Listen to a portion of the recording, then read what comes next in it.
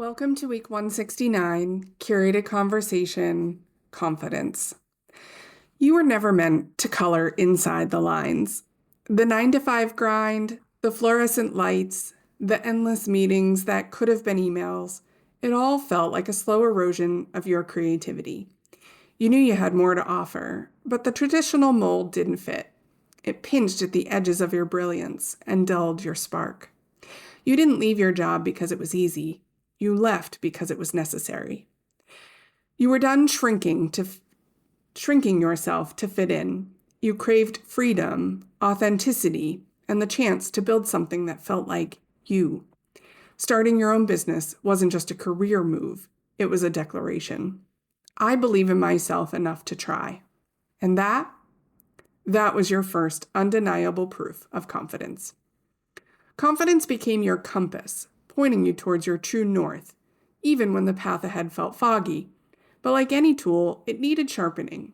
Every setback, misstep, and flop became a chance to recalibrate, to pause, adjust, and remind yourself, I can figure this out. Maybe your first or 10th marketing campaign fell flat. Perhaps that last launch didn't go as planned. Sales were slower than expected, and self-doubt started whispering, did I make a mistake leaving my job? But you didn't give up. You took a breath, stepped back, and asked yourself, what can I learn from this? With some reflection, and maybe a little support, you realized your messaging wasn't quite landing, so you tweaked it. The next launch still wasn't perfect, but it was better. And better was proof that you can adapt, learn, and grow. Failure is inevitable in entrepreneurship, but it doesn't have to be paralyzing. In fact, failure activates the brain's learning pathways. It literally rewires how we respond to setbacks. For neurodivergent entrepreneurs, especially those who experience rejection sensitivity or perfectionism, this kind of mental rewiring is both powerful and essential. Failure isn't the end. It's your training ground for confidence. Here's how. Reframe setbacks as lessons. Each failure is actually feedback. Every misstep reveals something valuable about what works and what doesn't. Instead of using it as evidence that you're not good enough, use it to fine-tune your approach. Celebrate progress over perfection. Small wins matter. Completing a hard task, receiving kind feedback, showing up when it's tough. These moments light up your brain's reward system and build resilience brick by brick. Practice gratitude for challenges. Gratitude shifts your focus from what went wrong to what you learned, keeping you grounded, especially during hard seasons. Confidence isn't something you wait around for. It's something you build by taking action despite fear. Imagine confidence like trying on a new jacket. At first, it may feel stiff or oversized, but like it just doesn't quite fit. But every time you wear it, every bold step you take, it starts to mold to your shape. And before long, it feels like something that was made just for you. Confidence isn't something you're born with. It's something you grow into by showing up for yourself again and again.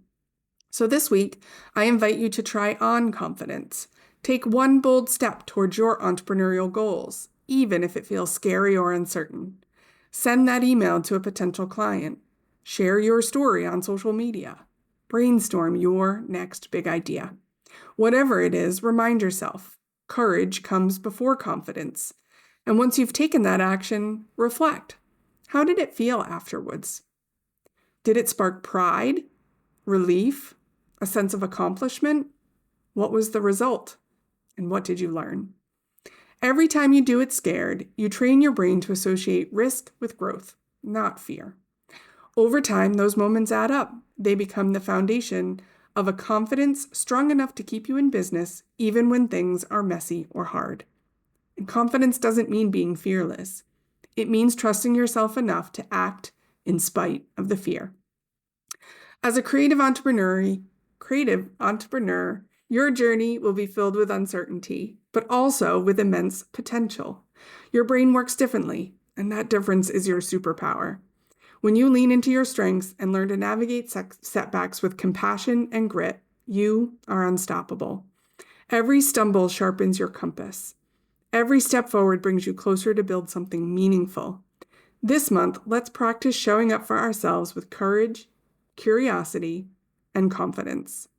What bold step will you take this week toward building something you're truly proud of? I have 2 questions for you this week. What does confidence feel like in your body or in your mind? And what's one small, bold move you could take this week that aligns with your values and stretches your comfort zone? Reply and share with me.